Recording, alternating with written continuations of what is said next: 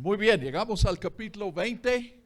Nos faltan solamente 10 versículos para terminar esta visión muy variada que comienza en el capítulo 4.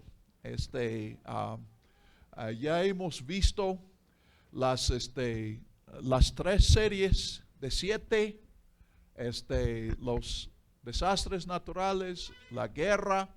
Y luego al final cuando terminen las copas, termina con la caída de Babilonia, la séptima copa, y vimos eso en los capítulos 17 y 18, y luego la batalla que esperábamos desde la sexta copa, que todos están reunidos en Armagedón. Mencioné anoche que este no es un lugar real, pero Megiddo sí está en un valle donde hubo muchas batallas en la antigüedad. Pues si ves en el mapa, Palestina está a la mitad del viaje desde el Éufrates, donde está Babilonia, de donde vienen los asirios, y Egipto. Entonces cuando venían a batalla, muchas veces se encontraban en Palestina. Entonces Megiddo está cerca del lugar donde el rey Josías murió, que los judíos consideraban como el principio del fin de Judea. Entonces, pues ya vimos la batalla. Pero si lees, y ojalá que todos puedan leer pronto el Apocalipsis y recordar lo que hemos visto en esta noche, en estas noches, todavía falta un detalle, porque pues la batalla no hay, como vimos. Pero la bestia y el falso profeta son arrojados al lago de fuego. Sus ejércitos son comidas, todos los individuos comidos por las aves, pero no dice qué pasó con el dragón que representa a Satanás. Entonces en el capítulo 20 dice, pues él todavía no está arrojado al lago de fuego, sino es atado, encadenado, aprisionado por 1000 años. Entonces en parte lo que estamos viendo, pues después de los 1000 años va a haber otra batalla. Entonces yo creo que Juan otra vez está rompiendo cronologías, porque en el capítulo 19 nosotros pensamos que estamos viendo la batalla final, pero la bestia es dura de matar. No se olviden que en el capítulo 13 dice que uno de sus cabezas murió, pero fue resucitado. Entonces, históricamente, eso es cuando entendemos que la bestia representa el uso del poder para ser servido. Vemos que cuando se derrota la bestia, sube otra bestia. En una iglesia, un pastor se vuelve egoísta y quiere ser servido. Entonces los diáconos lo corren y anuncian, la bestia se ha ido. Pero se quedan los diáconos y se vuelven bestia. En una familia, pues hemos visto muchas veces que un padre abusador, su hijo probablemente sale abusador. Y aún el hijo jura que nunca va a ser como su papá. Puede ser que corre a su papá de la casa, pero luego repite sus errores. En la historia hemos visto en el siglo XX, si hubo una nación que derrotó la bestia, fue Estados Unidos, con ayuda de otros, pero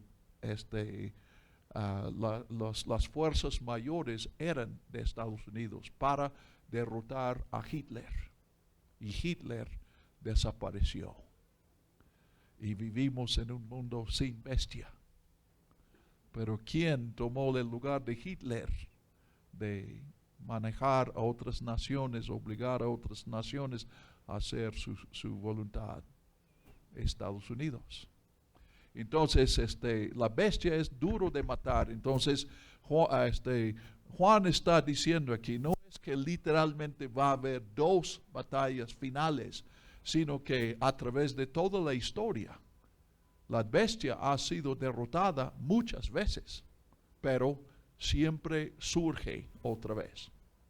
Pero el Apocalipsis, vamos a ver que dice que aunque no hemos visto el fin todavía, sí va a haber un fin. Sí va a haber un momento en que Satanás es arrojado al lago de fuego. Ahora estoy hablando, yo entiendo que este símbolo, pero quiere decir que su poder se acabará por todo y ya no puede molestar, no se va a levantar otra bestia. Esto sí va a pasar.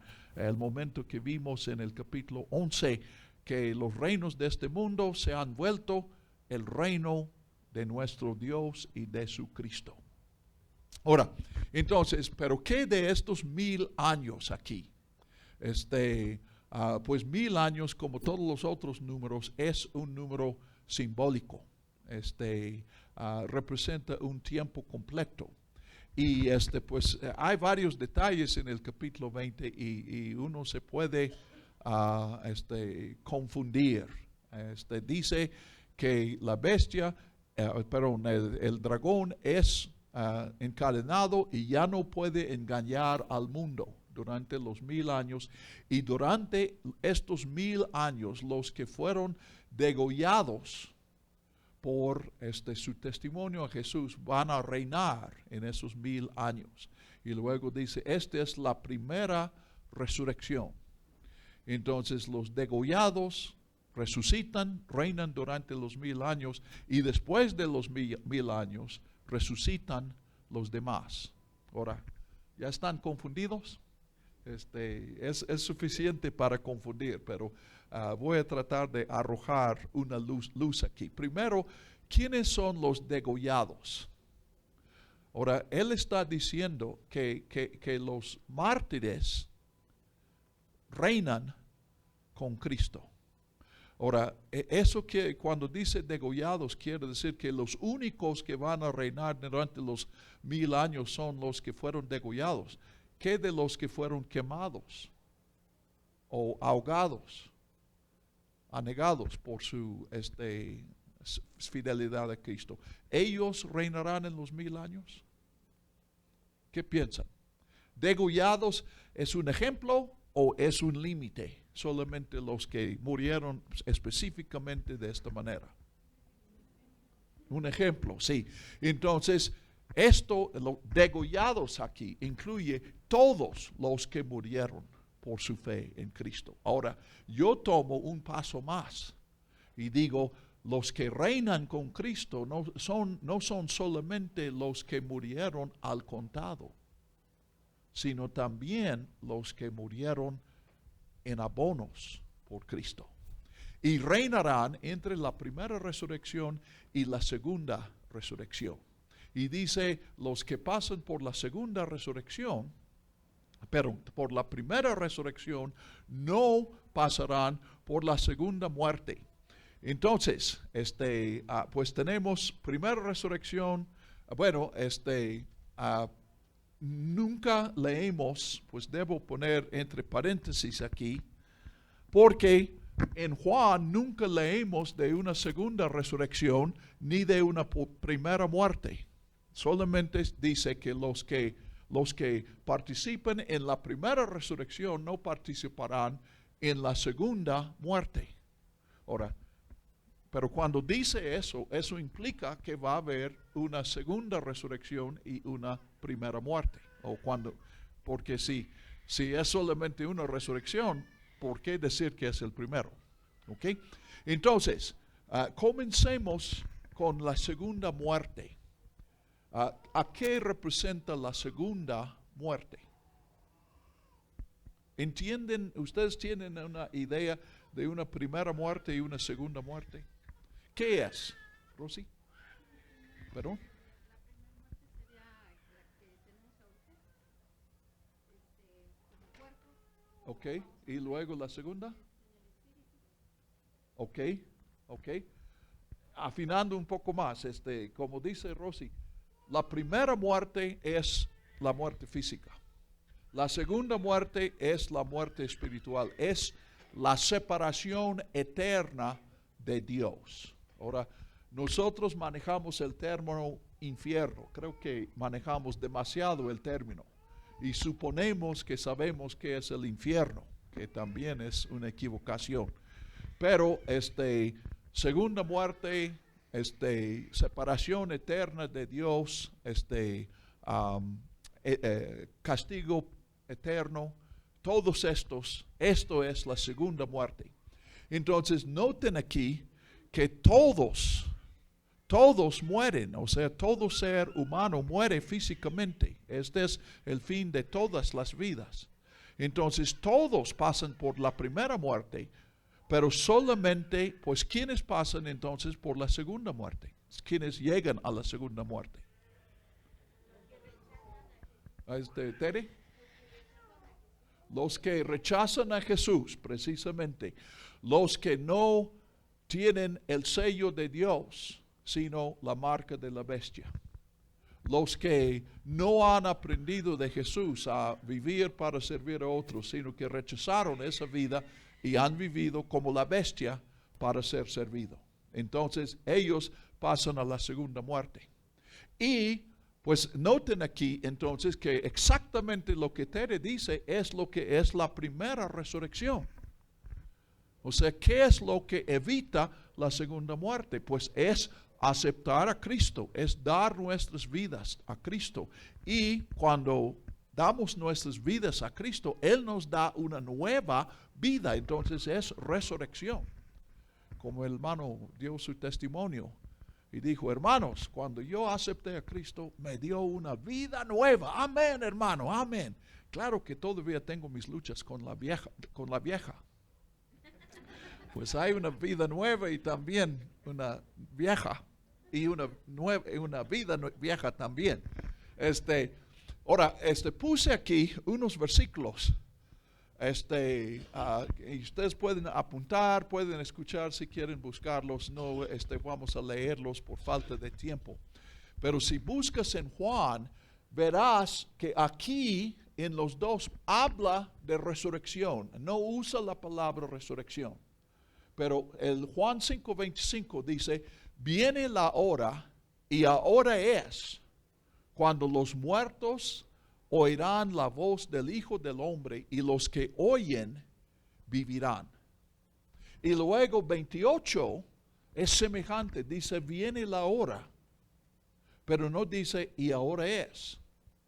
Entonces, esta es ahora, esta todavía no ha llegado. Viene la hora cuando todos los que están en las tumbas escucharán la voz del Hijo de Dios, Hijo del Hombre, y todos saldrán, algunos para vida y otros para condenación. Entonces pueden ver que la segunda resurrección es la resurrección para el juicio final. Todos salen de las tumbas para ser juzgados. Y se separa en dos grupos. Y él dice: este es ahora, pero el otro es después. Entonces noten la diferencia entre aquí dice los muertos y aquí los que están en las tumbas. Ven que estas no son sinónimas. O sea, a primera lectura leemos muertos están en las tumbas, parece que es lo mismo. Pero cuando entiendes que aquí dice y ahora es, y aquí omite esta frase, entonces, ¿qué es la muerte de la cual resucitamos? ¿Quiénes son los muertos que están hoy escuchando la voz de Jesucristo y tienen que tomar una decisión si le van a huir o no le van a huir? ¿Perdón? ¿Quiénes son los muertos? Dije. ¿Cómo? ¿Ok? Básicamente todos los pecadores. Porque nosotros también tenemos que decidir. En un sentido, la primera resurrección, pues como dijo el hermano, ya tenemos nueva vida, pero seguimos luchando, pues con la vieja y con los hijos y con otros, y eso muestra que todavía no está completa, no ha muerto la antigua vida.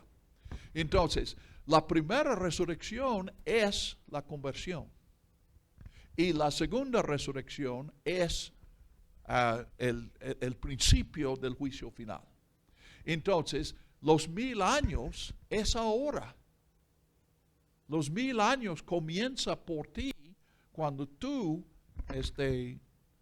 oyes la voz del Hijo del Hombre, de Jesús, y recibes de él vida.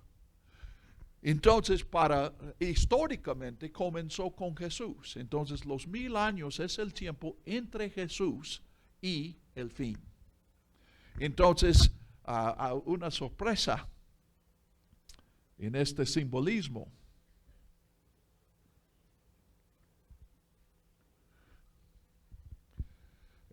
Cuando yo estaba en la prepa, recibí el premio de matemáticas. Si vieran eso, probablemente me quitarían el premio, porque ¿cómo puede ser igual? Pero ¿entienden lo que estoy diciendo?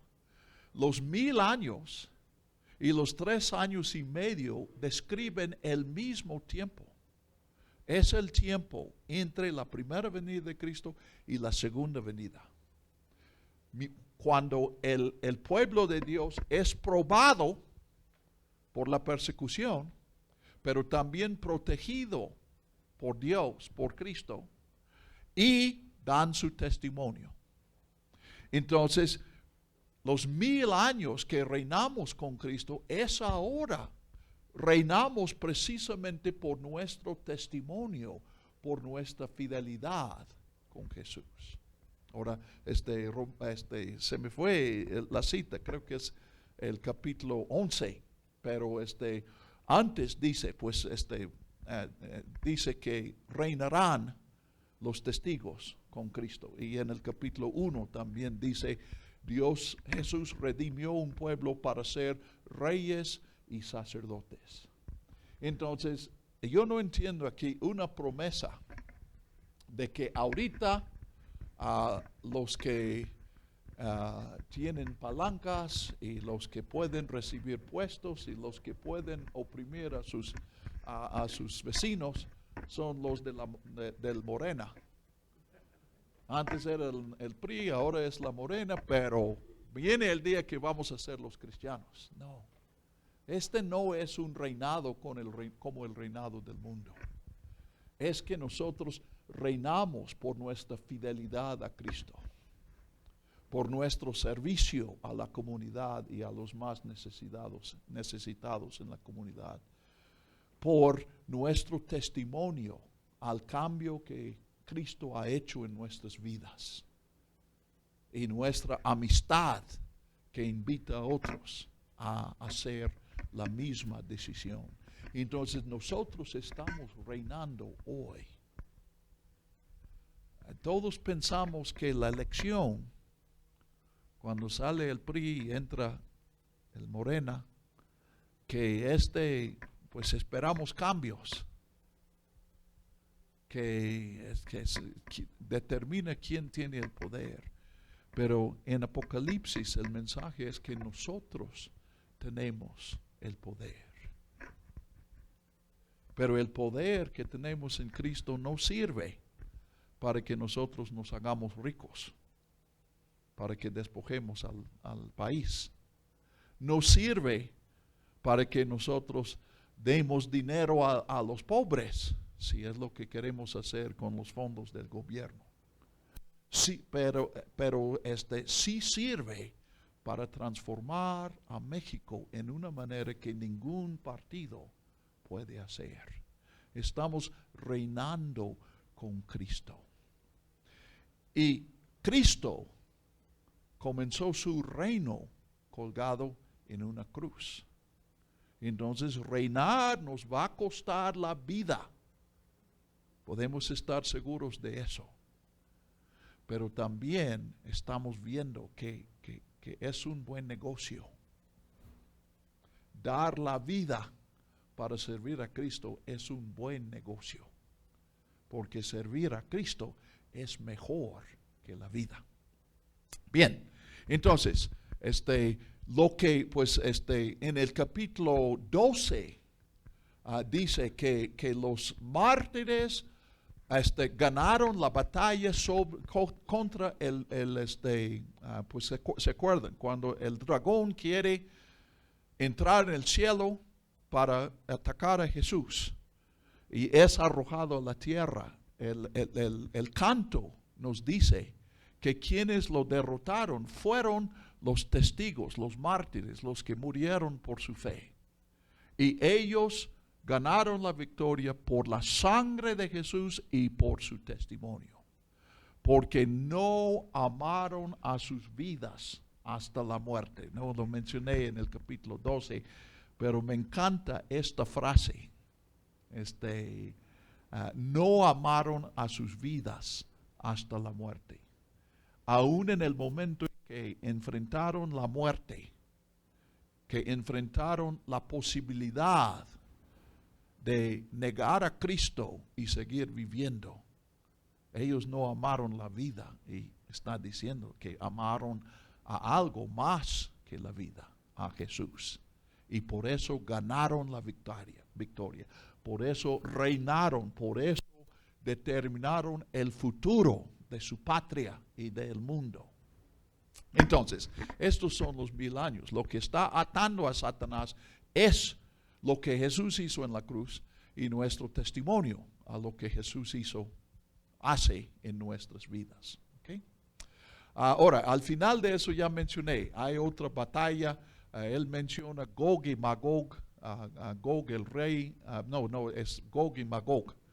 Los nombres vienen de Ezequiel. En Ezequiel, Gog es el rey de Magog. Pero simplemente está tomando figuras del Antiguo Testamento. Este es algo que estamos viviendo y simplemente sabemos que va a haber un fin. Es posible que este fin venga en nuestras vidas. Bueno, en las vidas de ustedes. Que venga en mi vida ya es un poco difícil, pero puede ser todavía. Pero sabemos que ese día vendrá y nosotros lo veremos. Porque nosotros, entonces, pues, primera resurrección es cuando uno tiene la posibilidad de aceptar a Cristo, y decide si recibe vida de Cristo o sigue en su muerte, la muerte causada por el pecado. Segunda resurrección es de todos, ¿no? Esos dos son, pues de hecho, el orden cronológico es, después de aceptar a Cristo, morimos y todos mueren, los que dicen sí a Jesús, los que dicen no a Jesús. Pero luego viene la segunda resurrección y hay una división y algunos van a la segunda muerte. Y como vimos en el quinto sello y la quinta trompeta, vimos que exactamente los que son perseguidos en el quinto sello son los que no sufren los remordimientos de conciencia en la quinta trompeta y viceversa. O sea, este es otra vez el dualismo. Tienes que decidir. No puedes estar en medio, no puedes estar en los dos grupos. No puedes servir a otros y también a ti mismo. No puedes servir a Dios y también a ti mismo. Tienes que decidir. Entonces, hay un grupo que experimentan la primera resurrección y otra que experimentan la segunda muerte. Entonces, pues aquí también, estos son los que van a o no van, sino que ya pertenecen a la primera, a la nueva Jerusalén, y estos son los que viven en Babilonia. ¿Ok? Entonces, en la segunda batalla, ya Satanás es derrotado y arrojado al lago de fuego. Entonces, el fin de Satanás. Y termina esta visión. Tenemos otra muy breve en el capítulo 20 del 11 al 15. Y es la descripción del fin como un juicio. Entonces, noten aquí que tenemos varias metáforas, varios símbolos del fin. En el 14 vimos al fin como cosecha. En el 19 vimos el fin como batalla y victoria.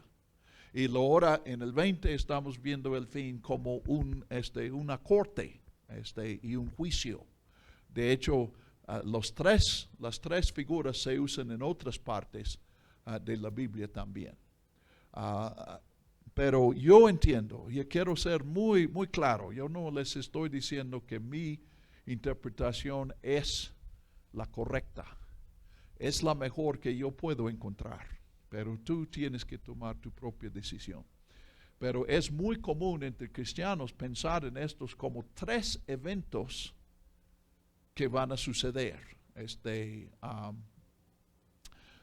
La cosecha, la victoria y el juicio. Yo no entiendo que son tres eventos. Yo entiendo que son tres maneras de describir un evento que en realidad no sabemos cómo va a pasar porque no ha pasado todavía.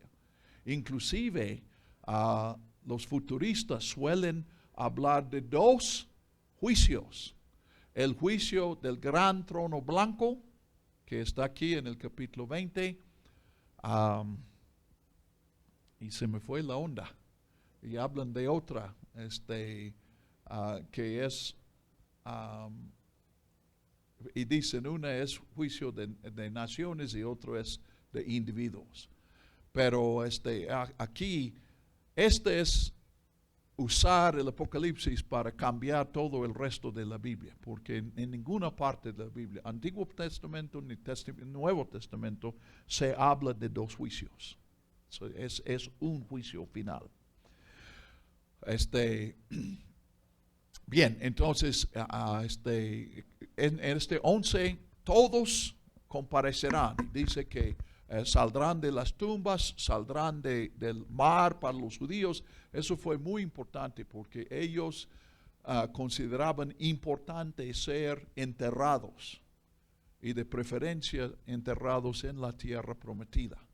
Entonces uno que muere en el mar no puede ser enterrado y para ellos esa era una gran tragedia. Entonces Juan aclara, en el juicio final todos van a estar ahí, nadie va a faltar.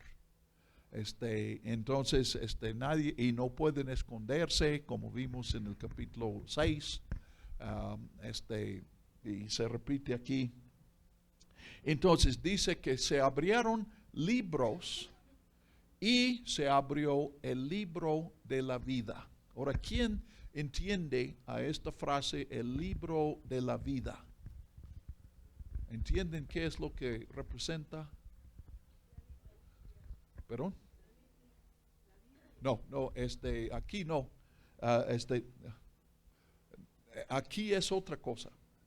Se basa en la idea de que algunas ciudades hicieron un registro, hacían un registro de sus habitantes, sus ciudadanos.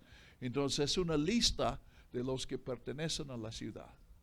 Entonces en la Biblia se usó y se ha usado antes en Apocalipsis para y la idea es que Dios es el que escribe este libro y Él pone los nombres.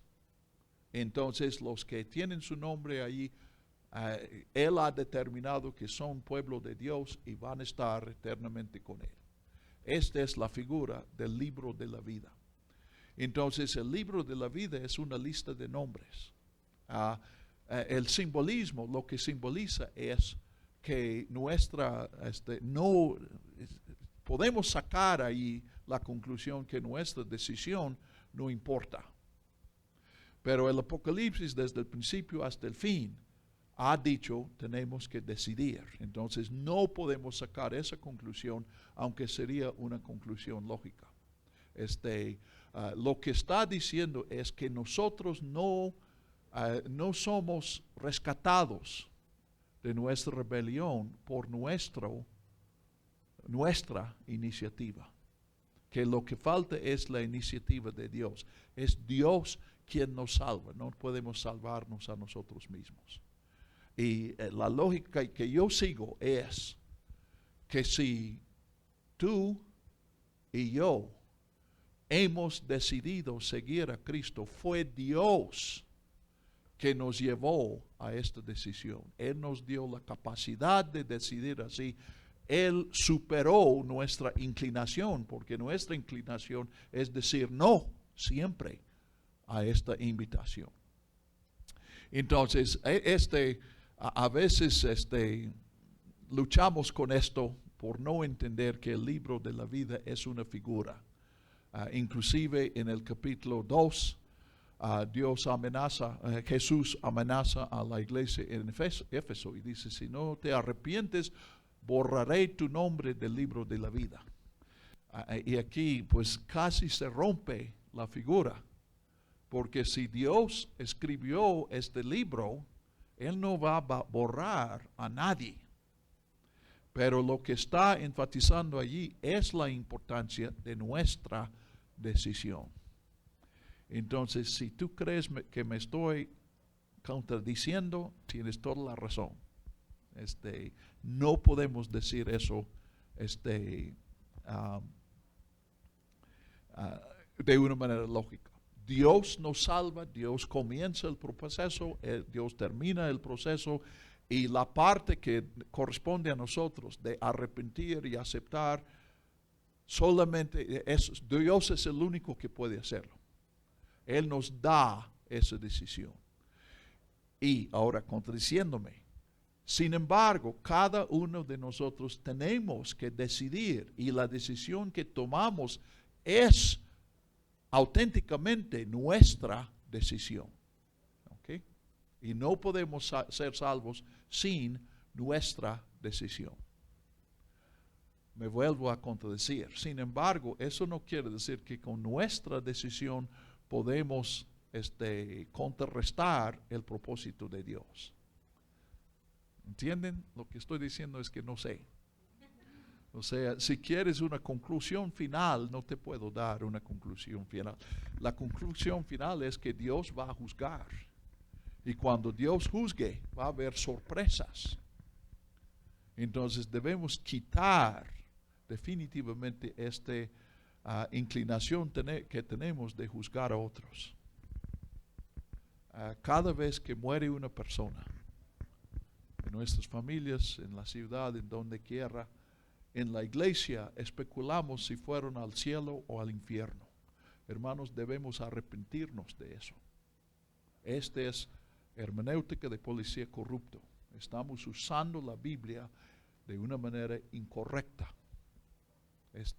Y con los vivos, lo mismo. Es más, yo creo que pecamos cada vez que decimos hermano. Porque cuando decimos hermano, estamos juzgando a quién le vamos a decir hermano y a quién no. Y el único que sabe eso es Dios. En un tiempo yo dejé de decir hermano. Precisamente porque yo creo que eso requiere que nos juzguemos unos a otros. Pero luego me di cuenta que los hermanos se estaban ofendiendo, entonces pues voy con la costumbre, y si Dios les condena a ustedes por decir hermano, pues voy con ustedes a la condenación. Entonces es el juicio, pues se abren los libros y se abre el libro. Entonces el libro de la vida es una lista de nombres. Entonces piensen aquí, Juan no nos dice, pero espera que nosotros entendamos qué es lo que está escrito en los libros. Si no sabes, lee el versículo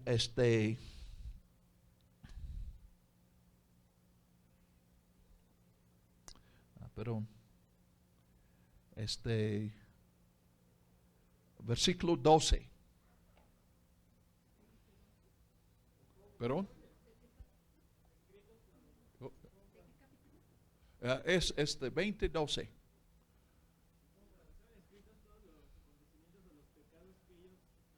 Ok, los hechos, los actos de cada quien, porque dice, fueron juzgados según sus obras, sí. Entonces, mejor usemos esa palabra, es la idea que Uziel tiene, pero obras es la palabra que usa Juan. Entonces pueden ver por qué son libros. Ahora, obviamente no todos los nombres del pueblo de Dios caben en un rollo que sería del tamaño del Evangelio de Mateo, del libro de Hechos. Este es lo que se puede escribir en un rollo. Pero aceptando la figura que todos los nombres están en un libro, entonces para escribir las obras de todos los seres humanos, pues se necesitan muchos libros. Entonces se juzgan según sus obras. Ahora, aquí también hay una contradicción. Hemos escuchado una enseñanza lógica, pero no bíblica, de que en el juicio final, si has aceptado a Cristo, no vas a ser juzgado por tus obras. Pues aquí, este versículo, Apocalipsis 20:12, dice lo opuesto. Entonces, ¿vamos a seguir a nuestra lógica o vamos a seguir a la Biblia?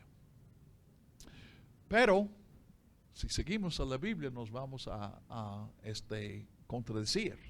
Porque el 12 dice, son juzgados según sus obras. Y luego dice 15, y el que no fue hallado inscrito en el libro de la vida, fue lanzado al lago del fuego. Entonces dice que somos juzgados por los libros, o sea, por nuestros actos, por hechos, obras, lo que nosotros hemos hecho.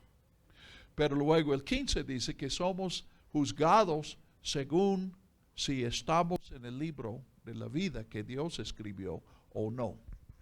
Entonces, ¿entiendes que esta es una contradicción? No veo. Digo, sí o no, ustedes dicen. Digan que sí o digan que no. ¿Ven que es una contradicción? Ok, entonces ustedes ya saben que hay contradicciones en la Biblia. Y yo sí encuentro contradicciones en la Biblia, gracias a Dios. Y aquí está una de las contradicciones que agradezco. Porque está diciendo que nosotros no podemos prejuzgar a nadie ni a nosotros mismos. Lo que sí podemos saber y lo que yo sé es que el versículo 12 me inquieta, porque mis obras me condenan. Y mi única esperanza es que mi nombre esté en el libro de la vida. Ahora, cuando digo eso, estoy usando un símbolo. Lo que quiero decir es, mi única esperanza es que Dios salve a pecadores y que yo sea uno de los pecadores que Dios salve. Entonces vivo en esta contradicción. ¿Okay?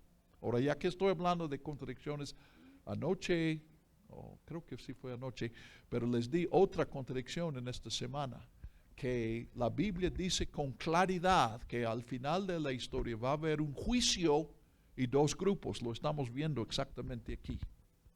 Pero la Biblia dice con igual claridad que todos vendrán y adorarán a Jesús. Y Filipenses, doblar la rodilla y confesar, Romanos, misericordia, pero la misión, la enseñanza está en muchas partes. Entonces, esta segunda es una contradicción. Bueno, los dos son contradicciones que nos dicen que no podemos saber. Y aquí también, una de las cosas que yo aprendí, que el discipulado comienza con la seguridad de la salvación. Y me enseñaron y yo enseñé a otros. Puedes saber que eres salvo si has hecho esto. Pues otra vez, esto no está en la Biblia. La Biblia nos está llamando para confiar en Dios. Y nunca llega ese día cuando uno dice, pues ya he cruzado la raya, ya estoy seguro, ya no necesito que Dios me salve porque ya estoy salvo. No. Siempre vivimos en esta dinámica de reconocer nuestro pecado, reconocer que estamos perdidos. Y en nuestra perdición acudimos a Dios y en Dios encontramos seguridad. Pero porque somos pecadores, presumimos de esta seguridad. Entonces otra vez necesitamos el arrepentimiento. Por eso Dios en Apocalipsis primero llama a su iglesia a arrepentirse y solamente después al mundo. Bueno, entonces, capítulo 20 es breve, pero tiene muchas cosas importantes aquí. En el 21, pues tenemos palabras del fin. Estos son memorables, entonces voy a leer una parte de eso. Vi un cielo nuevo y una tierra nueva, porque el primer cielo y la primera tierra pasaron y el mar ya no existe más. Entonces vemos que ningún chilango va al cielo, porque dice aquí que no hay mar. Entonces el chilango no va a querer vivir toda la eternidad en un lugar donde no hay playas. ¿Entienden que no se refiere a ese mar? ¿A qué mar se refiere? El mar es símbolo de maldad, precisamente como vamos a leer en el capítulo, sí, todavía, yo creo que es el 22, bueno, no sé, pero ahorita vamos a leer que no hay noche. Pues también, porque la noche representa lo mismo que el mar. Entonces, si tú eres de los que pasa cada Semana Santa en Acapulco, no te preocupes, Acapulco va a estar allí, pero mejor en la consumación. Entonces, dice 2, y yo vi la santa ciudad, la nueva Jerusalén, que descendía del cielo de parte de Dios, preparada como una novia adornada para su esposo.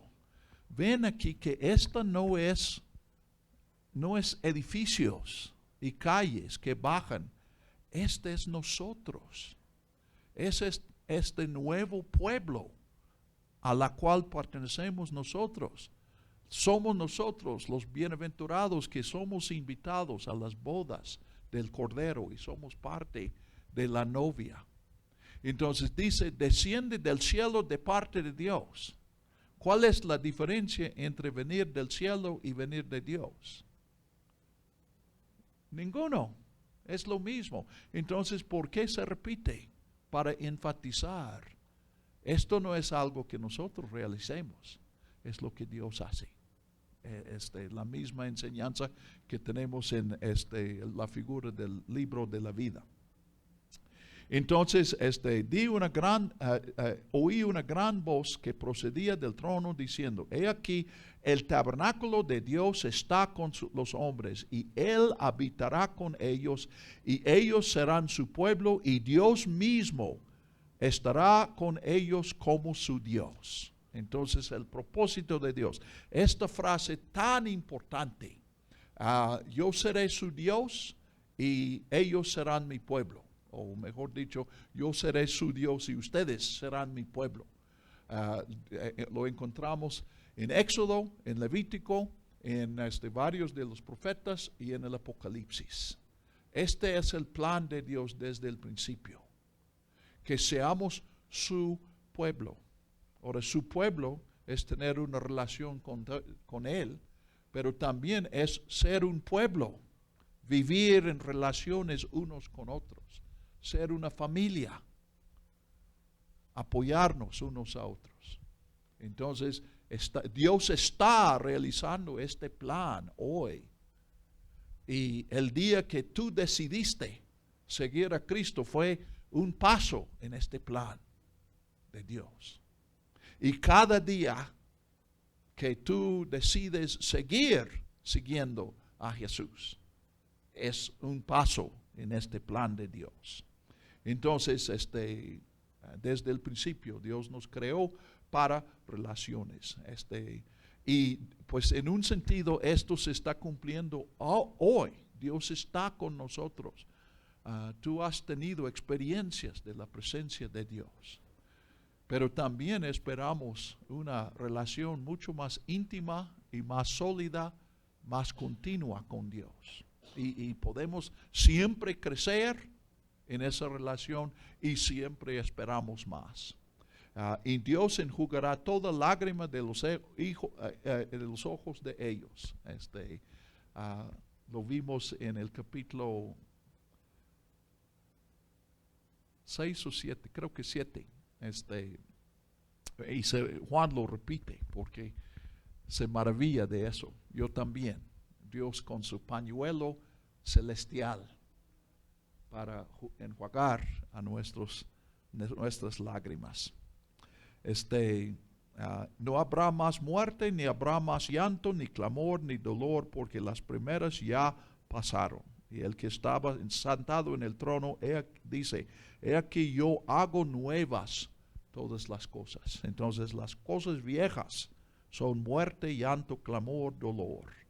Estas cosas van a desaparecer y Dios tiene algo mayor por nosotros. Y repito, es una esperanza para el futuro, pero también es la experiencia que Dios nos ofrece hoy. Podemos anticipar esa relación con Él porque Él ya está diciendo, Dios ya está con nosotros. A Jesús le llamaron Emmanuel, Dios con nosotros, y todavía está con nosotros. Bien, entonces pues se pone personal en el versículo 5, pero no es 5, es el versículo 7. El que venza heredará otras cosas y yo seré su Dios y él será mi hijo. Entonces Dios no se relaciona con un grupo, Dios se relaciona con cada individuo.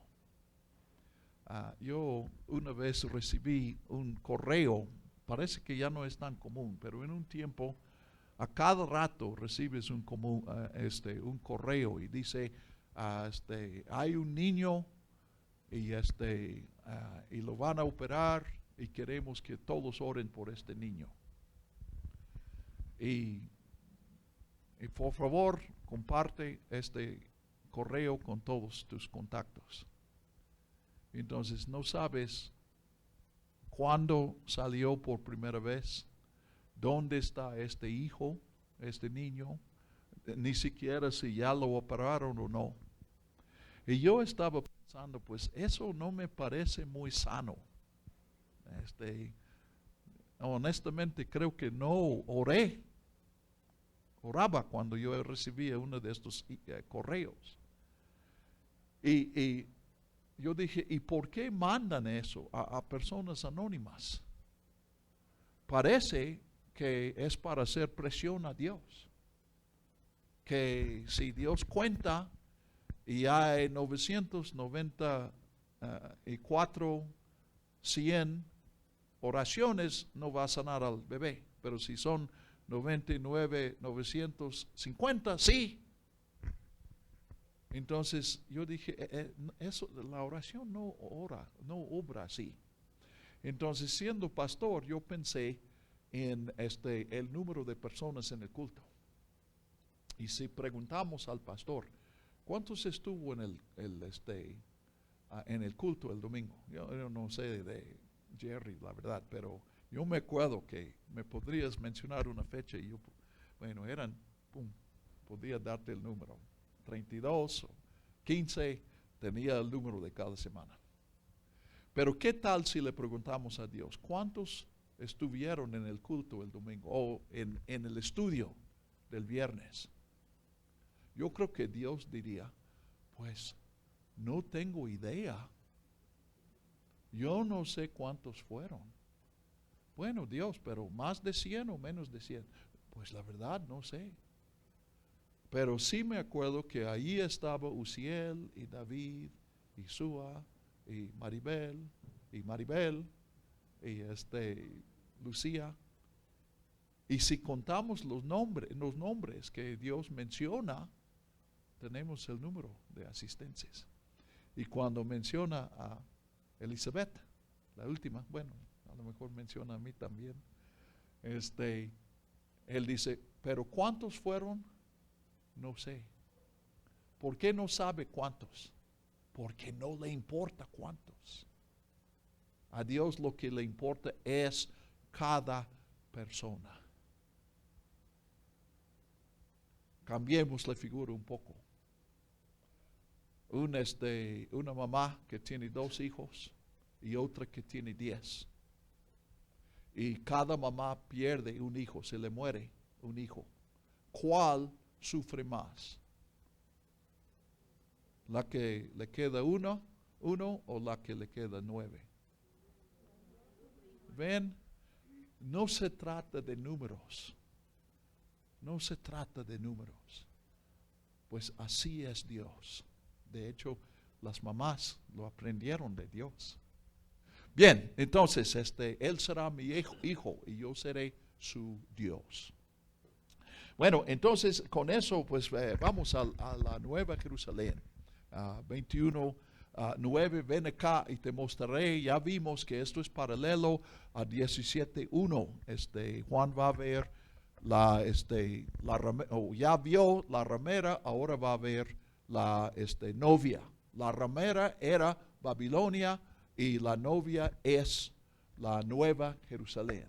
Entonces, otra vez, todos tienen lugar en una de estas 2 ciudades. Entonces, da una descripción de eso. Y otra vez, hemos tomado de aquí, pues, lo mencioné, pero las arpas, aquí no es muy común, pero en Estados Unidos yo escuchaba constantemente, y todos sabían, cristianos y no cristianos, en el cielo todos tienen arpas. Pues es entender mal, es tomar como literal lo que es un símbolo. El arpa representa la adoración. Lo mismo aquí, pues si les pregunto, ¿de qué son las calles en el cielo? Todos ustedes saben y dicen de oro. Pero cuando habla del oro, no está hablando de las calles. Esto está describiendo cómo Dios nos ve a nosotros. Nosotros somos oro.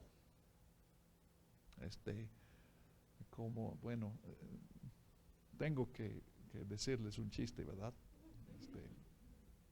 Y ustedes no lo requieren, pero no lo puedo detener.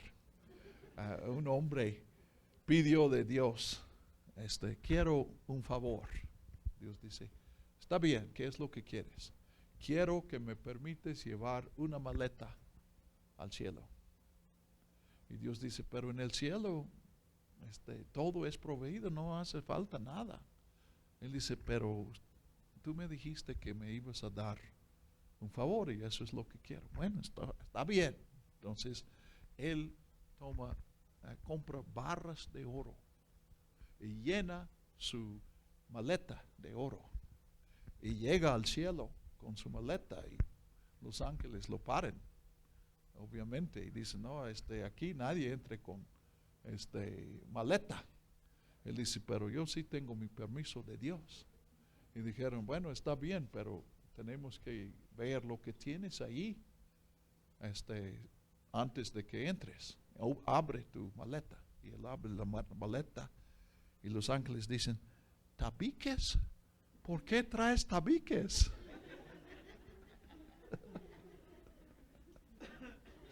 Es hermenéutica de policía corrupto, pero sí, es un buen chiste. Entonces, pues eso, todo es maravilloso, habla de joyas. Entonces, eso es lo que el pueblo representa para Dios. Dios es precioso para nosotros, pero a veces no entendemos que nosotros somos preciosos por Dios. Él dio su Hijo por nosotros. Para Él valemos más que oro, de diamantes, de lo que sea. Entonces, pues habla también del muro. El muro representa, pues es para protección, entonces es el muro. Y el muro aquí es de jaspe. Entonces, jaspe, y no sabemos cuál gema era jaspe, es un gema, pero no están seguros. Algunos piensan que es diamante. Yo dudo que sea diamante porque en el Apocalipsis y en otras partes tenemos la palabra por diamante. Entonces yo sospecho que ese es otro. Otros piensan que es una gema de color rojo, pero la verdad es que no sabemos. Pero lo importante de jaspe es que el que está sobre el trono no se describe. Solamente se ve colores como de joyas. Y la joya es jaspe. Y luego aquí el muro es jaspe. Entonces Dios es el que nos protege. Y finalmente la ciudad misma es de jaspe, que representa nuestra semejanza a Dios. Dios nos redime para que seamos como Él, para que nosotros realicemos esa imagen de Dios que nosotros no es que rechazamos, porque sí reflejamos a una hora la imagen de Dios, pero la imagen está dañada y Dios está reponiendo eso. Estamos siendo transformados a la imagen de Dios. Las dimensiones, 12,000, podemos ver pueblo de Dios, cabida para todos. También la equivalencia sería como 2,200 kilómetros. Quiere decir que si el centro de esta ciudad estuviera, porque desciende del cielo, si estuviera exactamente sobre este lugar, pues una esquina estaría en Texas, otra esquina estaría mucho más allá de Acapulco, en el Pacífico. Y es un cubo, o sea, sus dimensiones, también la altura es igual, es 12,000 estadios, 2,200 kilómetros. Entonces la idea es que hay cabida para todos. Es un cubo, y esto recuerda el cubo en el tabernáculo y en el templo. El lugar santísimo, su anchura, su longitud y su altitud son iguales. Entonces aquí también. Entonces es un enorme, pues el lugar santísimo representa la presencia de Dios. No es donde está Dios. Dios no se limita a un lugar. Pero es la idea de que vamos a pasar la eternidad en la presencia de Dios. La verdadera presencia de Dios. Entonces 2,200 kilómetros, imagínense cuántos pisos hay. Y esto desciende al cielo, a la tierra. El plan de Dios no es llevarnos a un lugar que Él ha preparado para nosotros. Dios creó este planeta para que nosotros vivamos aquí y vamos a estar aquí. Así que yo voy a tener mi departamento en la colonia Roma, ya he pedido. Y creo que sí va a haber cabida por los muchos pisos. A lo mejor me toca el piso 2030, pero voy a estar en la colonia Roma. También dice que tiene 12 puertas. Ahora, si una ciudad tiene muro, no le van a poner muchas puertas. Pero aquí en el simbolismo, pues Dios da su perfecta protección. Pero a la misma vez hay 12 puertas. Pues 12 sugiere o nos recuerda que esto es el pueblo de Dios. También tiene 12 fundamentos. Pero Juan enfatiza eso. Él no dice simplemente 12 puertas. Dice 3 al norte, 3 al sur, 3 al oriente, 3 al occidente. Él enfatiza que este número se debe interpretar literal. Bueno, en realidad no es literal, pero es otra figura. ¿Y cuál es esta figura? Que Dios quiere que todos entren. Entonces, cualquier persona que escucha el mensaje de Jesús y se acerca a este pueblo para ver si quiere ser parte de este pueblo, no encuentra una puerta abierta, encuentra 3 puertas abiertas. La hospitalidad mexicana a veces me abruma, es tan ilimitada, pero yo creo que Dios hasta gana a los mexicanos. Nunca he llegado a una casa de mexicanos que me abren 3 puertas para que yo entre, pero Dios nos da 3 puertas. O sea, es una exageración. Dios quiere tanto que vengamos, que Él pone puertas extras por si no queremos entrar por una de las puertas. Entonces, no importa de dónde vienes, encuentras 3 invitaciones a entrar. Hay otros detalles. Las que voy a mencionar son que no hay luz y no hay pero no hay sol y no hay luna, porque Dios es la luz. Y el Cristo, Jesucristo, es la lámpara. Entonces, Dios es la luz. También dice que no hay templo, porque Dios es el templo. Entonces, no hace falta un templo, no tenemos que ir a un lugar para encontrar a Dios, porque Dios está con nosotros donde quiera que estemos. Ahora, esto es futuro y esto es presente. Nosotros no venimos aquí para encontrar a Dios. Venimos aquí a encontrar a nuestros hermanos, para que juntos, tú puedes adorar a Dios en tu casa, pero no podemos adorar juntos si todos estamos en nuestras casas. Entonces tenemos este lugar, pero el templo aquí bíblicamente no es este edificio. El templo somos nosotros. Entonces Dios es la luz de aquel lugar. Otra vez, eso no quiere decir que nunca vamos a ver un sol. Yo creo que va a haber un sol, porque Dios va a rescatar este universo que Él creó como habitación para los seres humanos. Entonces yo creo, no sé si vamos a estar solamente en este planeta, pues Juan no tenía idea de otros planetas, pero posiblemente hay otros lugares donde vamos a vivir. Bueno, ustedes, yo voy a estar en la colonia Roma. Pero yo creo que sí, no es que literalmente no hay un sol, pero que Dios es la luz y lo estamos viviendo. Nosotros aprendimos en la iglesia que no podemos vivir sin la luz del sol. Es esencial para la vida.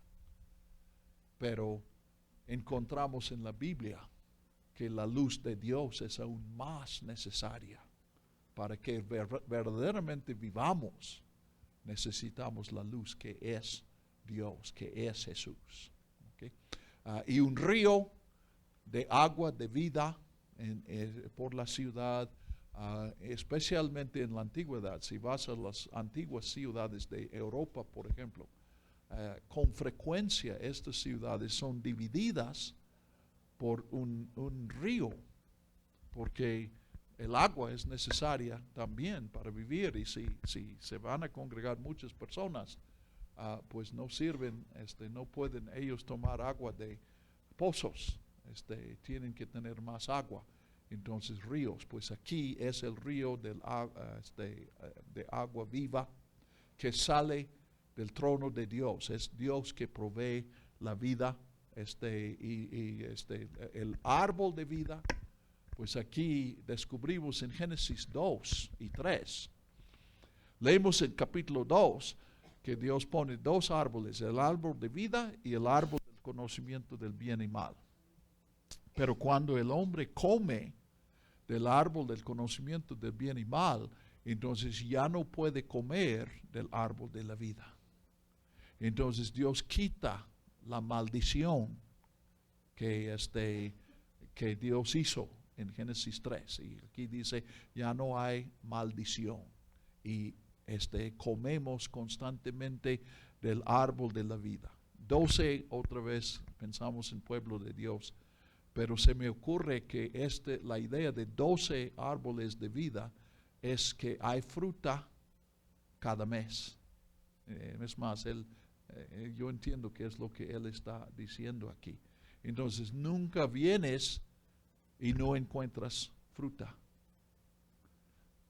Él está pensando en la historia de Jesús cuando él busca higos y no hay higos y él maldijo la higuera.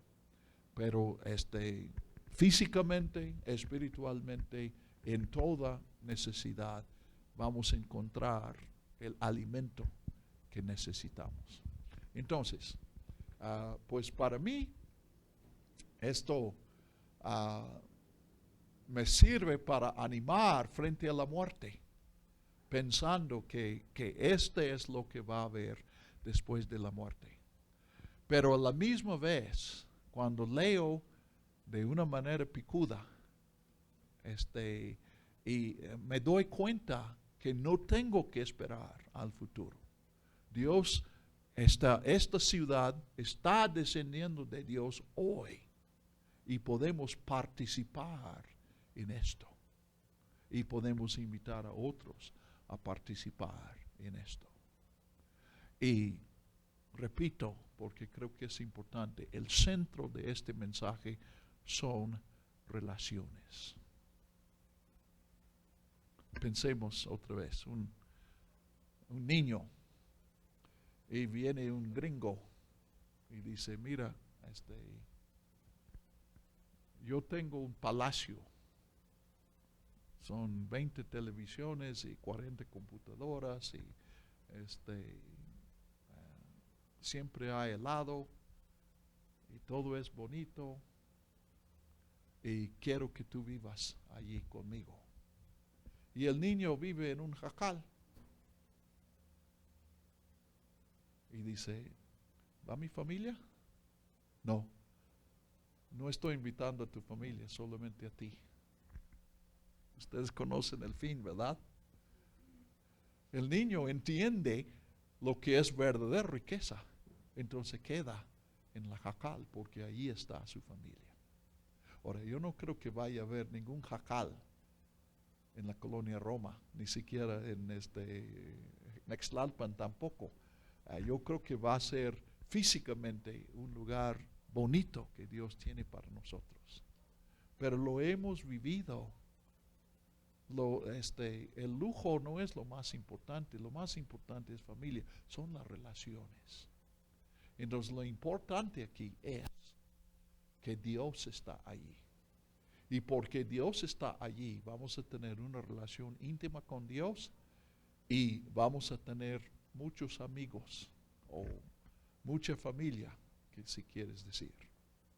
Yo ahorita estoy teniendo que limitar mis viajes, pero por varios años yo venía a México cada 15 días, o sea, 8 días aquí, 8 días en Texas.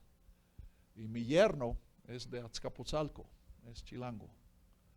Y una vez llegó a la casa cuando yo empezaba a venir y dijo a mi esposa, suegra, ¿dónde está el suegro? Ella dijo, en México. Y él dijo, ¿en México? ¿Otra vez en México? Suegra, usted debe darse cuenta, él va tanto allí porque ahí tiene otra familia. Y nos dimos cuenta, pues es cierto. México es donde yo tengo mucha familia. Y en el futuro, la Nueva Jerusalén va a ser, bueno, ya está convirtiéndose en el lugar donde tengo mucha familia. Todos van a ser familia. Aquí, en esta semana, creo que a casi todos ustedes les he preguntado su nombre. Y a algunos les he preguntado 4 veces.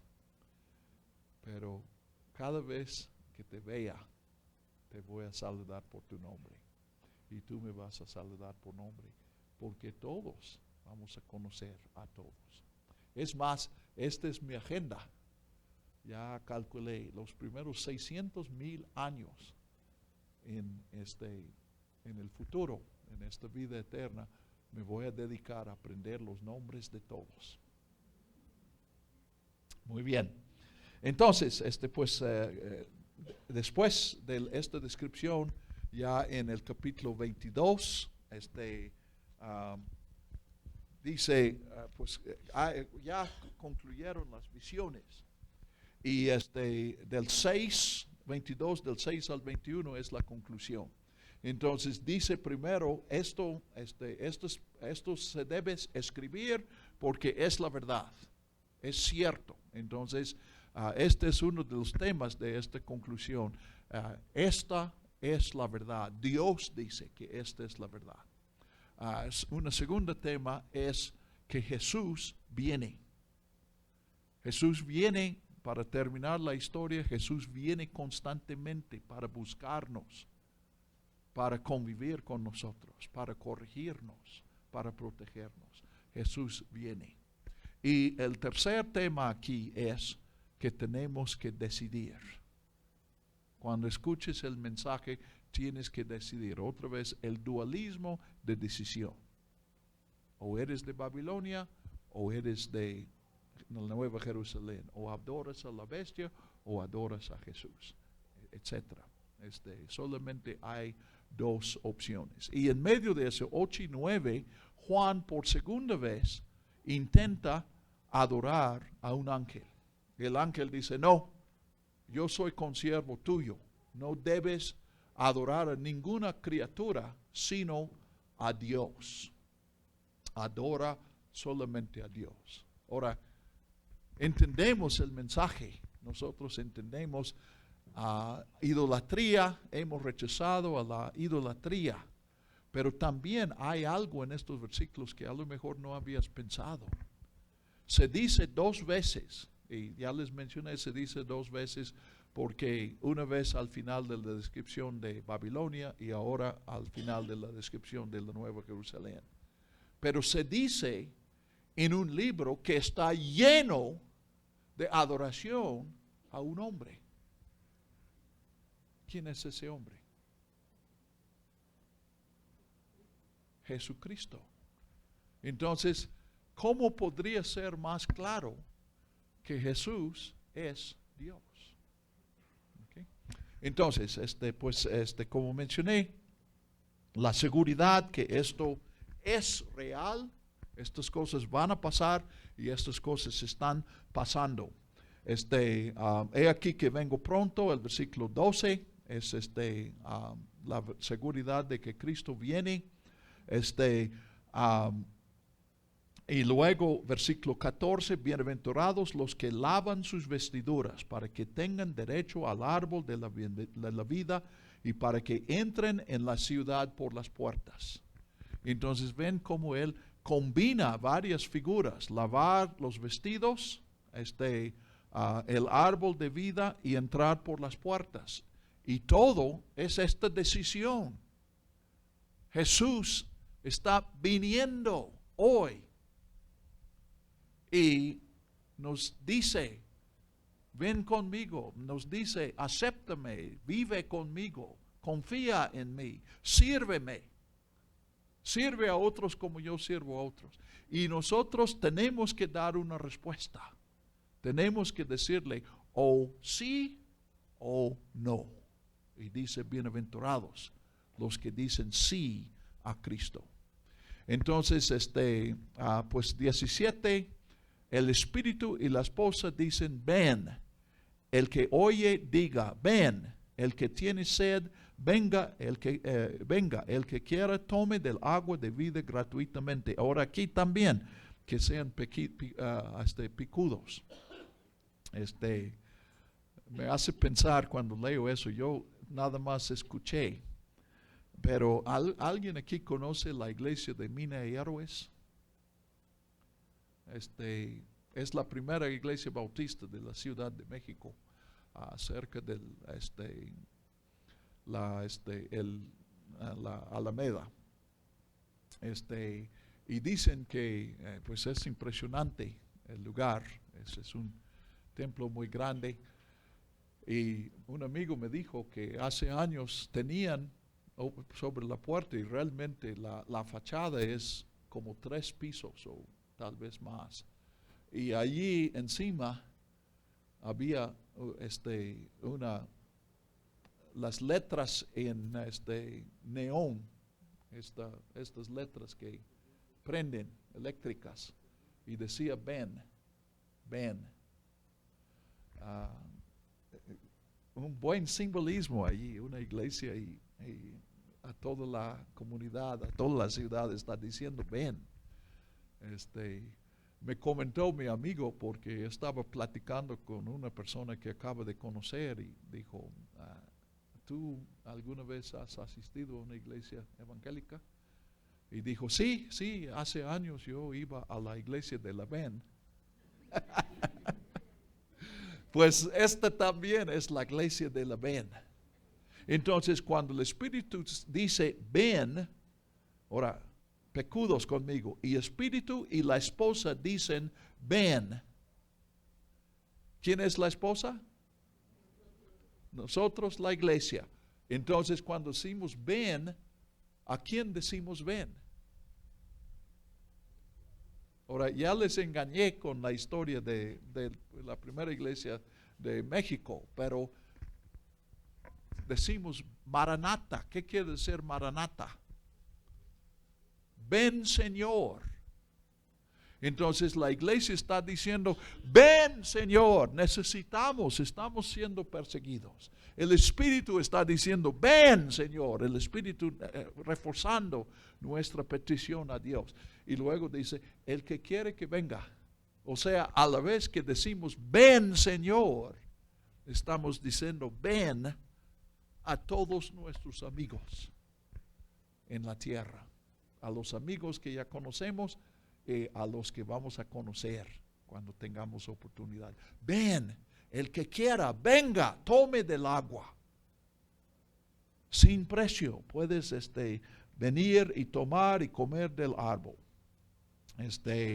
Entonces, 18 y 19 se ha entendido mal. Lo que pasaba es que los apocalipsis eran tan populares que muchas personas no querían hacer un apocalipsis, pero no escribieron desde el principio, sino tomaron un apocalipsis y lo modificaron. Y obviamente eso molestaba a la persona que había escrito el primero. Entonces comenzaron a poner esta advertencia, pues una maldición realmente. El que ponga, el que quite, que sea maldito. Entonces, no tiene nada que ver con la inspiración de la Biblia. Ya les he mencionado, aunque nosotros podemos todos comprar exactamente la misma Biblia y tenemos las mismas palabras, durante 13 siglos, la iglesia no tenía 2 Biblias iguales. En todo el mundo, en todas las iglesias, no había 2 iguales, porque se tenían que poner por escrito, por mano. Entonces hay diferencias entre estas. Entonces, los que no son como los 60, no se aplica aquí estos versículos. De hecho, las modificaciones ya se han hecho. Fueron hechos antes de que se inventara la imprenta. Entonces, pues también tiene, pues brinqué a algo aquí, porque yo estaba buscando donde dice, no selles este libro. Es más, es 10, el versículo 10, yo pensaba que estaba después. No selles las palabras de la profecía de este libro, porque el tiempo está cerca.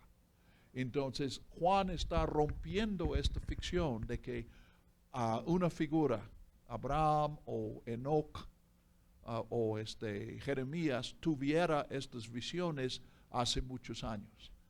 Él está diciendo, el libro fue escrito en su propio tiempo. Entonces, por eso no hay sello. Si lees el libro de Daniel, en el último capítulo, en los últimos versículos, verás este sello, y que es la razón que Juan dice que no selles, porque las visiones supuestamente fueron de Daniel en el siglo VI, pero los eventos descritos son del siglo II. Entonces supuestamente el libro fue sellado por estos 4 siglos. Entonces aquí, pues como mencioné, está claro que este Apocalipsis es la excepción, no es un libro seudónimo como los otros Apocalipsis. Entonces, pues termina con Jesús, el que da testimonio de estas cosas, dice, sí vengo pronto, amén, ven Señor Jesús. Podemos todos decir, amén, ven Señor Jesús. Y luego, a ver, pues les explico. El 21, Juan toma, como él tomó unos versículos en el capítulo 1 para la introducción a una carta que tomó de Pablo, tal vez no directamente de Pablo, pero Pablo escribió muchas cartas y siempre comenzaba sus cartas diciendo gracia a ustedes y paz de Dios, a veces, la mayoría de las veces también de Jesús. Y Pablo siempre termina sus cartas con un deseo de gracia, la misma palabra, gracia al principio, al fin. Entonces Juan, pues en realidad, los primeros lectores, cuando leen el versículo 21, o uno que ha estudiado a fondo las cartas de Pablo, reconoce que el 21 pertenece otra vez a una carta, el género literario carta. Pues gracias, hermanos, por escuchar. Hay preguntas. ¿Alguien tiene una pregunta? Ustedes son muy consecuentes. No preguntan un día ni otro. Rosy, sí.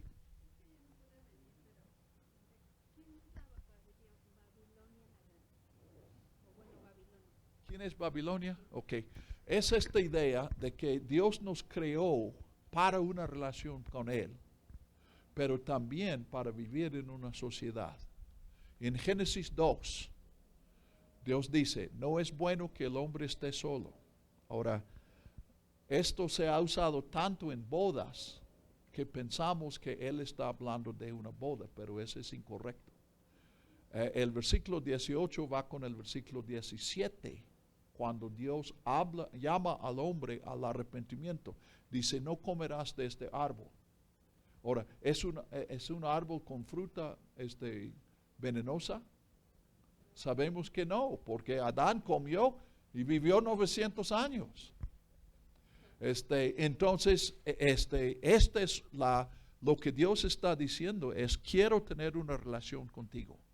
Pero la relación es que yo soy el Señor y tú eres el que obedeces. Entonces, el hombre tiene que decidir.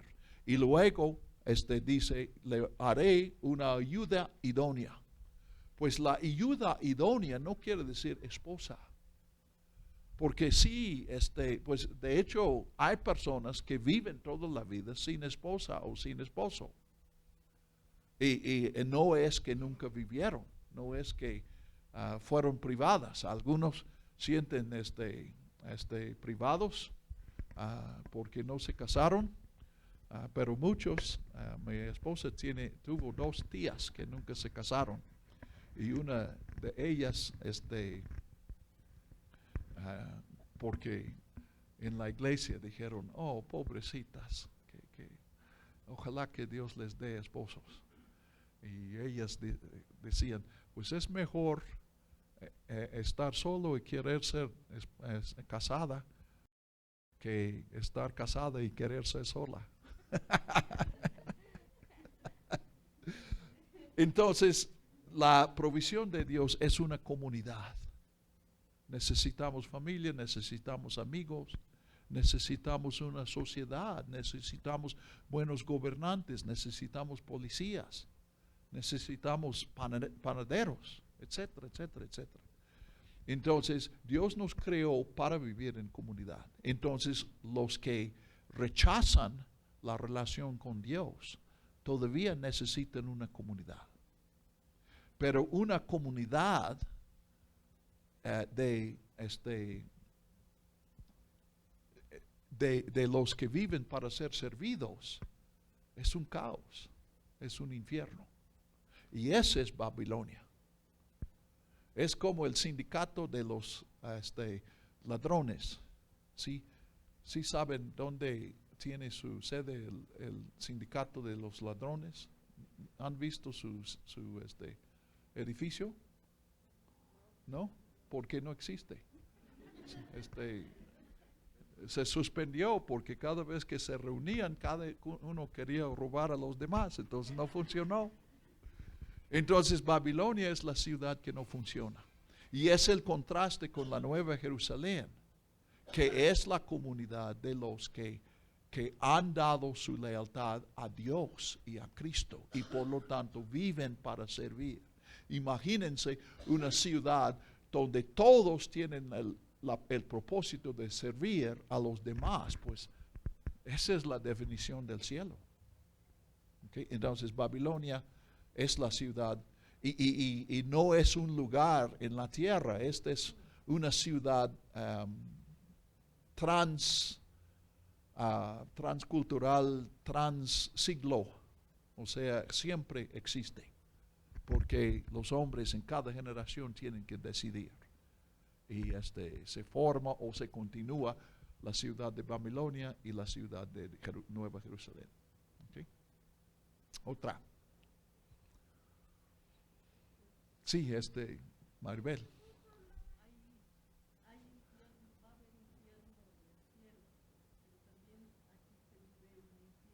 Sí, sí, definitivamente.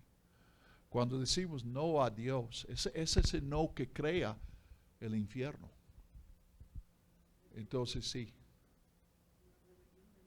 sí, ya está. Y pues cuando miramos nuestro mundo, vemos Babilonia.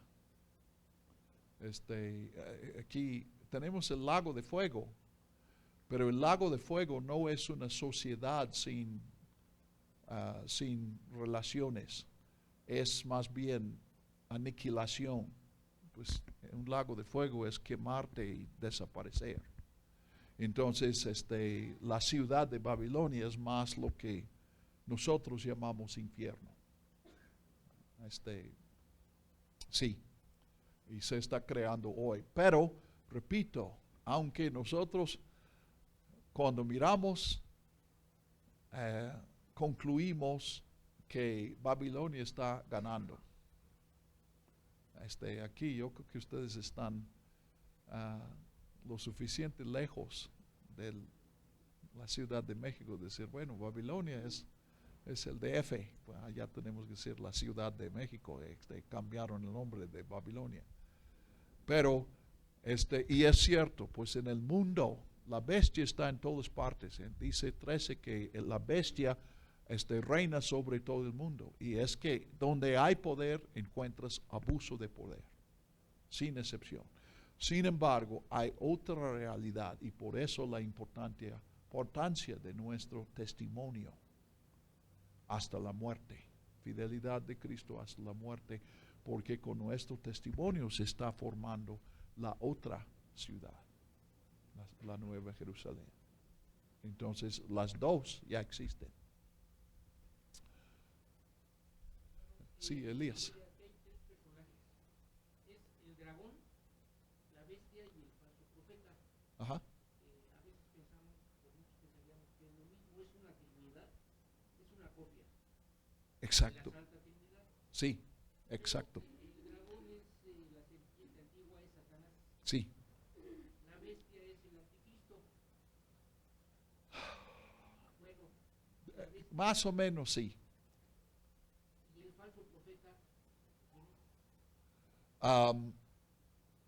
Sería hoy el falso profeta la justificación religiosa o ideológica del poder de la bestia.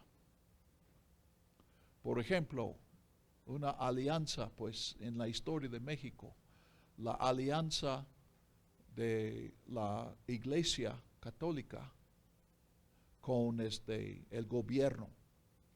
Ahora,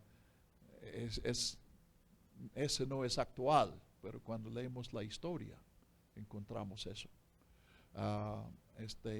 El lema, todo mexicano guadalupano.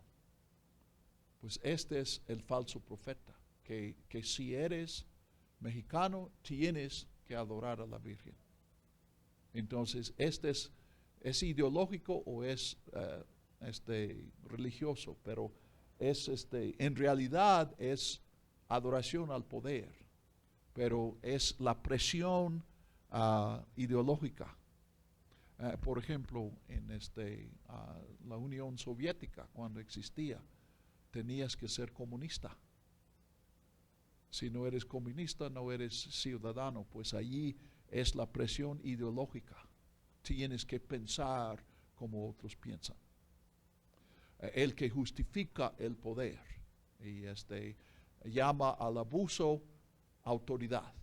Este es el falso profeta también. ¿Sí?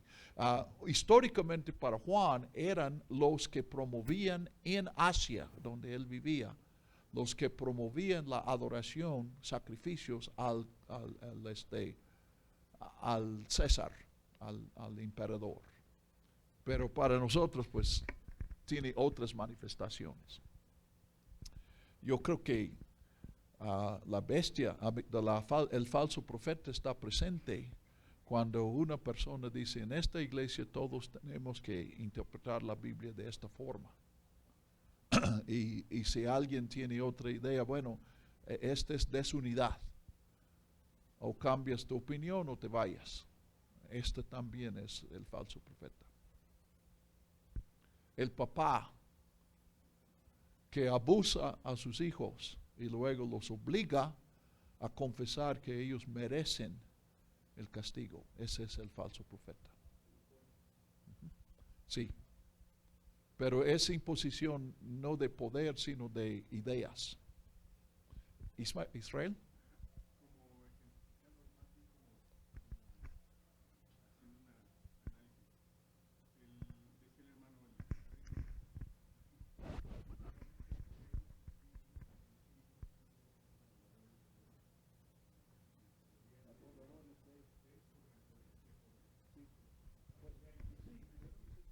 El problema es que la figura del anticristo, primero, solamente aparece la palabra en la primera carta a Juan, no en ninguna otra parte. Entonces el anticristo, los futuristas, especialmente los dispensacionalistas, lo han hecho muy importante y han combinado mucho por ahí. Pues eso realmente es extra bíblico, eso no es el anticristo. Entonces, la función del anticristo en 1 de Juan es muy semejante a la bestia. Pero simplemente decir es la bestia, ya estamos cancelando toda diferencia.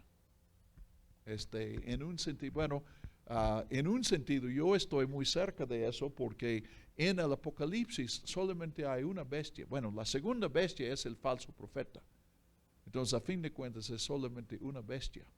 Pero en 1 de Juan dice, si ustedes están mirando, esperando el anticristo, pues ya está el anticristo. Hay muchos anticristos. Pues yo estoy haciendo lo mismo con la bestia. Cuando yo digo, la bestia está en las iglesias, en las familias, en cada ciudad, en cada país.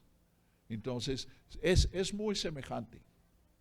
Entonces no es incorrecto decir el anticristo es la bestia o la bestia es el anticristo, pero yo no lo diría. Principalmente porque esa identificación es parte de un sistema que dice que todas estas profecías son futuro y niegan la aplicación al día de hoy. Pero yo sé que tú no estás pensando eso, entonces trato de ser honesto, pero luego yo tengo mis prejuicios también. Otra pregunta. Sí, Elizabeth.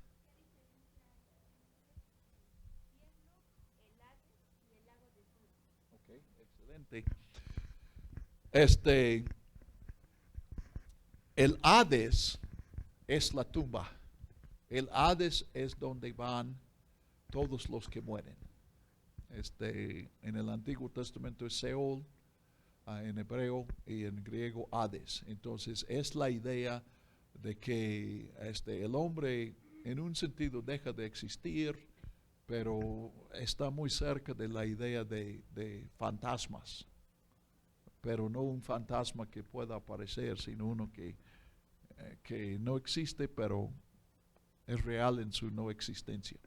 El infierno es la idea de una separación, y los que van con el Señor y los que están separados del Señor. Y el lago de fuego sería una figura del infierno, que está diciendo que es un lugar de tormento. Y tal vez, pues para mí, lago de fuego implica destrucción.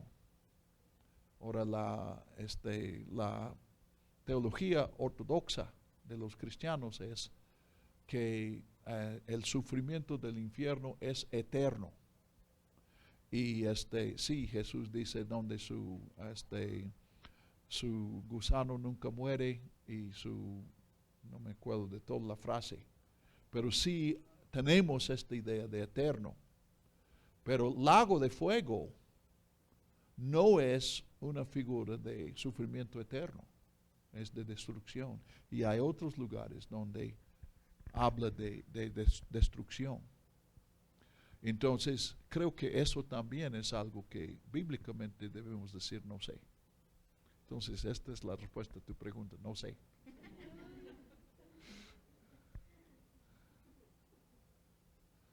¿Alguien más? Maribel. ¿Quién dice eso? Pues porque soy un tarugo y luego digo cosas que no creo. No sé en qué contexto escuchaste eso, pero me equivoqué si dije eso.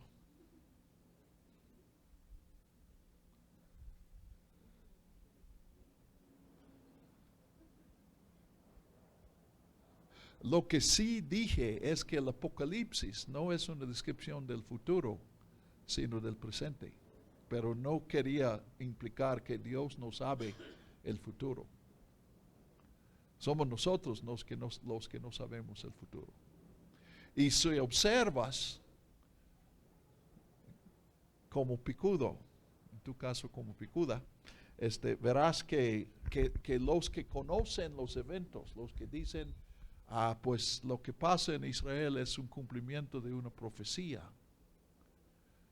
Si ves con cuidado, ahora, algunas de esas personas son cristianos sinceros y sirven, viven para servir. Pero el tiempo que usan para estudiar las profecías y discernirlos en los eventos del día de hoy, es tiempo perdido. Eso no tiene ninguna aplicación a una vida de relaciones. ¿Okay? Me dio tristeza. Una amiga mía fue a California para estudiar y buscaba una iglesia. Y ella fue a una iglesia y el pastor en su sermón dijo, Trump hizo bien cuando cambió la embajada de Estados Unidos de Tel Aviv a Jerusalén. Y probablemente algunos aquí ni saben de qué se trata eso. Y yo pienso, si te dan tiempo para exponer el mensaje de Dios y gastas ese tiempo en hablar de esos eventos políticos y supuestamente son cumplimientos de la Biblia, debe arrepentirse. Y sí, a mi amiga yo dije, creo que debes buscar otra iglesia. Bueno, ella ya había decidido hacer eso, pero yo dije, haces bien. ¿Otra pregunta? Pero no entendí la pregunta.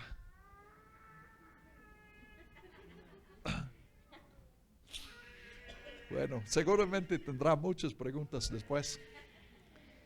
Muy bien, si no hay preguntas, entonces pues lecciones. ¿Quién quiere ser el primero en compartir con nosotros una lección que Dios te dio a través del Apocalipsis en esta semana?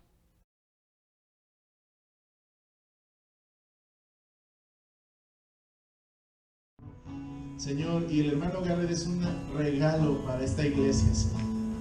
Es un regalo para mí como pastor, Señor, pero ha sido un regalo para nosotros como iglesia. Señor, gracias por la sabiduría que le has dado, por la sencillez al enseñar, Señor, por el corazón, Señor, que Él tiene de venir de tan lejos para enseñarnos, Señor. Sabemos, Padre, que a veces el avance de los años, de la edad, Señor, causan estragos en el cuerpo, y por más que Él quisiera, Señor, Padre, ya hay cosas que son difíciles de hacer, Señor. Te rogamos que le des fortaleza, te rogamos que le des salud, te rogamos, Señor, Padre, que sigas proveyendo para sus viajes, Señor.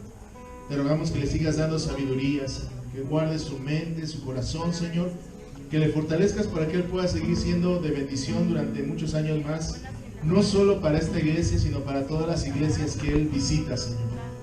Gracias por su vida, gracias por su esposa Judith, gracias por sus hijas, gracias, Padre, por sus nietos, sus nietas. Padre, bendice a sus generaciones. Gracias por su vida, Señor. Le ponemos en tus manos y le bendecimos, Señor, en tu nombre. En el nombre de Jesucristo. Amén. Estamos despedidos, hermanos, si quieren un abrazo.